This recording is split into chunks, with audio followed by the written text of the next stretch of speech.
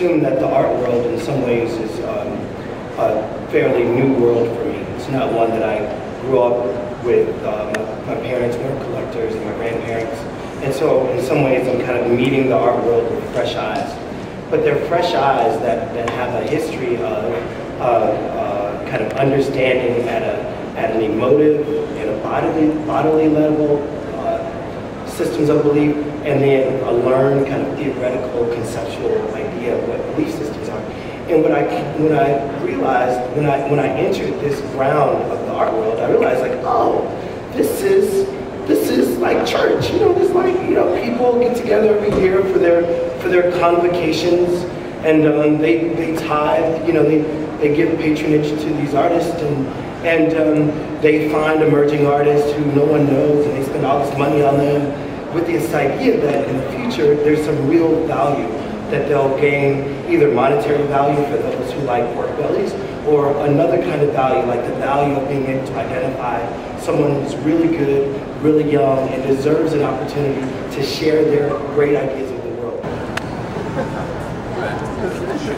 So actually, you know what, this is 2011. I mean, they're all new, whoever they are.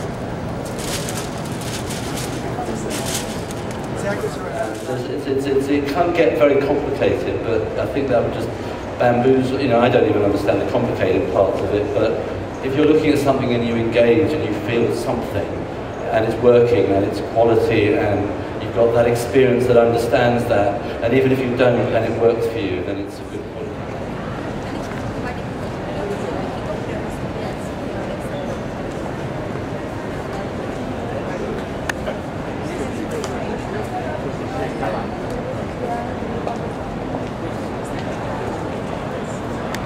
The film frame is horizontal, right? And we're vertical, so it's a problem to keep things in frame. And then with you, it was really nice to learn.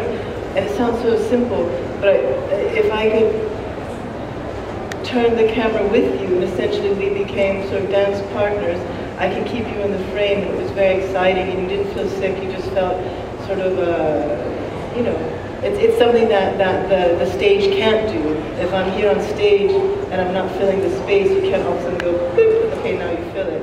But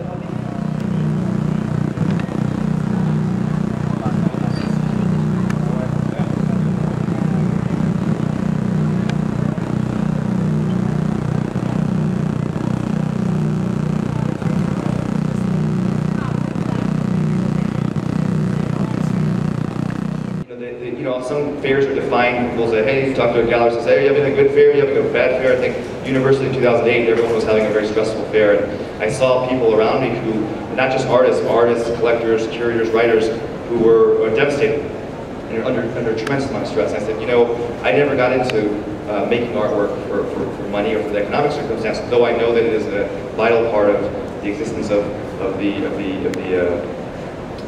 ecology. And so I got on a plane back to LA, where I'm from, and I said, you know what, I have to figure out a new system of belief that is not one that exists in the hyper-rationalized, not one that exists in the scientific. And so I decided to suspend my studio practice for 18 months, and I went to LA and I studied only with magicians for 18 months.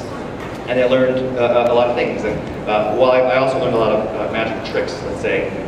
One of the first things that turned me, you know, where I knew I felt something was interesting happening is, the first magician that I worked with said to me, he said, if you do not believe that the magical effect that you're trying to present to the audience is real, even though you know that you are manipulating it and doing it, and there is a technique, if you do not believe that it is real, clearly no one in the audience is going to believe that it's real.